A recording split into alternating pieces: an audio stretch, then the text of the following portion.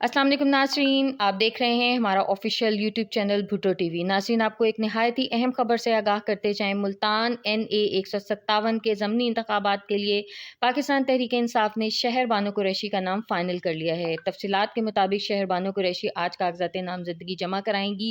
तफसील के मुताबिक मखदूम शाह महमूद कुरैशी के बेटे जैन कुरैशी ने PP 217 के ज़मनी इंतखाबात में कामयाबी के बाद NA 157 की सीट खाली कर दी, जिसके लिए इलेक्शन कमीशन ने ज़मनी इंतखाबात का ऐलान कर दिया है। जैन कुरैशी इस हल्का से आम इंतखाबात 2018 में MN मुंतखब हुए थे। PTM की जानिब से साबिक वज़ीर आज़म सैयद यूसुफ रज़ा गिलानी के बेटे अली मूसा गिलानी मैदान में उतर चुके हैं।